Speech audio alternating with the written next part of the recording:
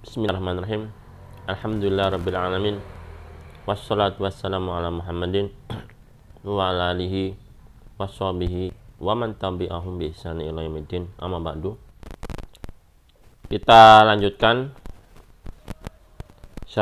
program sehari satu ayat. Kita masuk surah Al-Baqarah ayat 4. A'udzu billahi minasyaitonir rajim.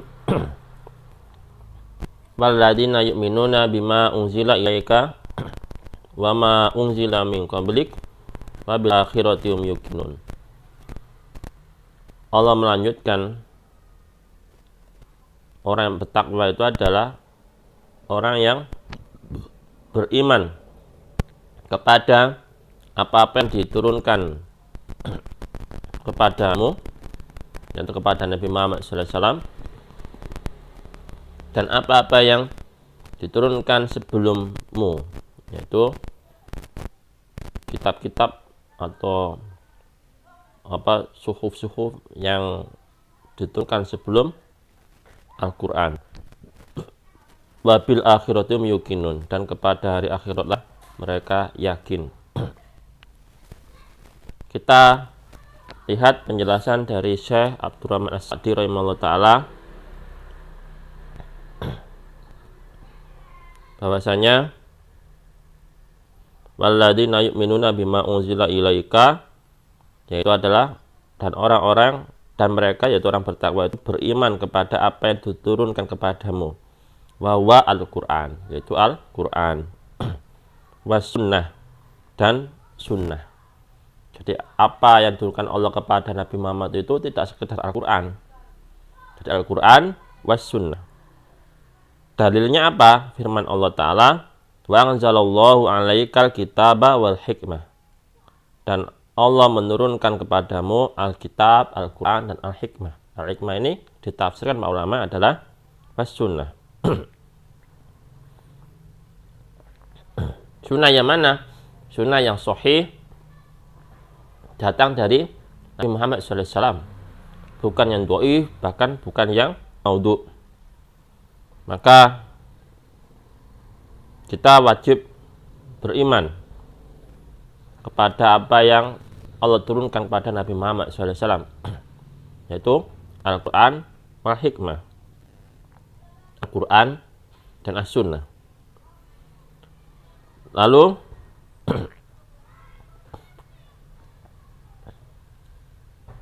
beriman kepada Al-Quran dan As-Sunnah ini juga maksudnya kita dilarang menyelisih dari apa yang di Al-Quran dan As-Sunnah. Karena apabila kita menyatakan beriman tapi menyelisih, maka berarti iman kita salah, ya, imannya salah dan jelas tidak sempurna. Dan lanjutannya, wa ma unzila min qablik, yaitu beriman kepada kitab-kitab sebelumnya. Beriman kepada kitab-kitab sebelumnya juga meliputi beriman kepada para rasul yang membawa kitab-kitab itu, ya. Seperti Taurat, Injil, Zabur, ya. Kita wajib mengimani bahwa itu adalah diturunkan oleh Allah Subhanahu wa ta'ala. Kita juga mengimani kitab-kitab itu, ya. Tapi kita tidak boleh mengikuti syariat yang ada di dalam kitab-kitab itu, karena sudah disempurnakan oleh Al-Quran dan As-Sunnah. Lalu firman berikutnya, wabil akhirati hum yuqinun.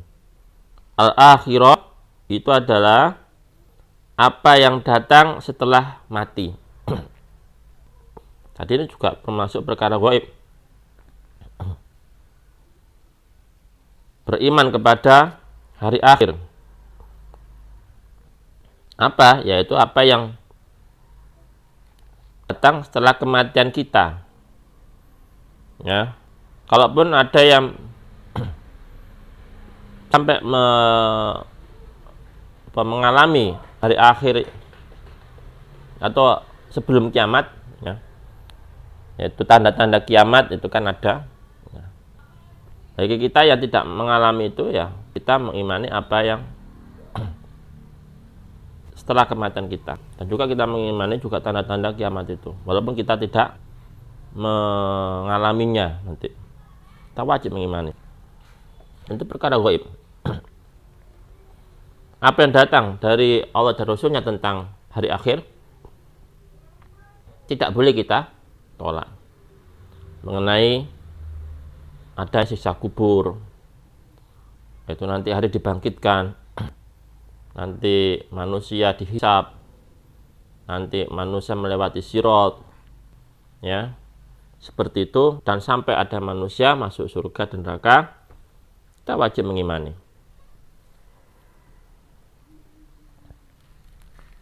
Tidak boleh kita menyelisih dan memahami di luar apa yang dipahami oleh Nabi Muhammad SAW dan para sahabat. Kita wajib mengimani itu. Dengan apa? Makanya itu mengimaninya dengan yakin, yaitu dengan ilmu yang sempurna, ya, sehingga tidak ada keraguan atasnya. Orang apabila memiliki atau mempelajari ilmu tentang hari akhir, akan timbul ketenangan, keyakinan dalam dirinya. Oh, ini nanti saya seperti ini. Dan dia akan berusaha beramal dengan baik. Ketika dia mengimani bahwasanya nanti di telaga Al-Haud, telaga di Haud Al-Kautsar, ya, di telaganya Rasulullah SAW, nanti sana itu ada bejana-bejana yang ada namanya di sana. Setiap orang yang minum di sana itu sudah ada jatahnya. Dan ada sekelompokan orang yang kelihatan dari bekas wudhunya bercahaya, tapi digiring menjauh dari telaga itu sama malaikat.